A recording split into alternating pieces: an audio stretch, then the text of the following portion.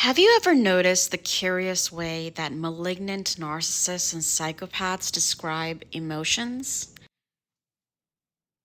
There are numerous fMRI studies that show that psychopathic individuals and to an extent narcissistic individuals lack empathy for others and they are emotionally impoverished. So they don't identify and experience affective empathy for the emotions of others like regular, normal, empathic human beings do, right? So, what happens is that for the psychopaths specifically, they actually only tend to experience emotional empathy for themselves when they see themselves in pain. There's actual studies on this that show that when they're envisioning themselves in pain, they can have the parts of their brain that deal with empathy activated. But when they witness others in pain, or they visualize it, or they see it in pictures, depicted in pictures, that does not get activated. That same part of the brain does not get activated.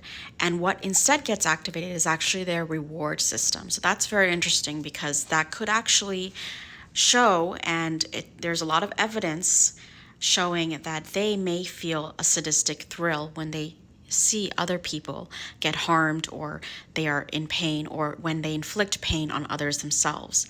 So that is another reason why we should never excuse persistently harmful behavior. It could be sadism involved, right? And also we have to remember that the way that they describe emotions is very unusual. They will call the emotions of others, including the emotions that they provoked in others, bitter, unforgiving. They will call it hysterical, hypersensitive. They will try to depict the person having normal human emotions in response to being harmed as something out of the ordinary, something that is excessive, that is uncontrollable, that is dark within that victim, right? And that is very telling because if you're dealing with someone who doesn't process, identify, or understand emotions in others the same way. And I'm not trying to make any kind of excuse for them because they do intellectually understand this, right? They understand the difference intellectually between right and wrong. They just simply do not care. So if they're continuing to reoffend and continuing to harm others, then they deserve to be held accountable for their actions. But what I am saying is that they don't seem to approach emotions the same way, and they may even get a sadistic thrill out of inflicting pain on others.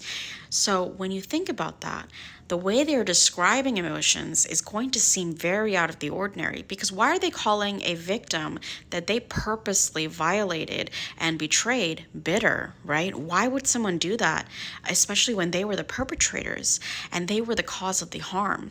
Why would they call someone who they betrayed unforgiving when they know that they're the ones who betrayed them, right? It's all projection, it's all gaslighting. And this kind of language about emotions can be a telltale sign that you are dealing with someone who may be on the psychopathic spectrum, who may have some sort of strangeness in the way that they approach emotions and the emotions of others. And again, they're just fine realizing their own pain, right? And understanding that they can have sympathy for their own pain and being a kind of adverse to that. I mean, not all the way because some psychopaths are extremely so emotionally impoverished that they actually seek out pain as a thrill for themselves as well. They engage in sensation seeking and they're prone to boredom and they engage in risky behavior that causes themselves pain and harm because they get a thrill out of it. It's not the same as someone who actually is self-sabotaging and self-harming for self-sabotaging reasons. The psychopath actually gets a thrill out of various sorts of pain, some sort of sadistic thrill, sometimes even inflicting pain on themselves and putting themselves in risky situations because it gives them that dopamine rush. And, there are some studies that show that their dopamine system is skewed towards getting that rush, getting that extreme high from sensation-seeking activities. So the relationship to pain is very interesting and very curious. And you may have experienced this in a psychopathic individual yourself, whether you were dating one, had a family member, a friend, someone that you may have worked with in the past, or someone that you just know, even as an acquaintance, who tends to seek out these kind of thrill-seeking activities, or they describe pain in others in an unusual way. way, or they even laugh at the pain of others, or they seem to exhibit these kinds of abnormally cruel behaviors towards others. And then they describe the reactions of others after they inflict pain on them as dramatic, as bitter, as hysterical, as unforgiving, as holding a grudge. In reality, these are normal human reactions to betrayal, to being violated.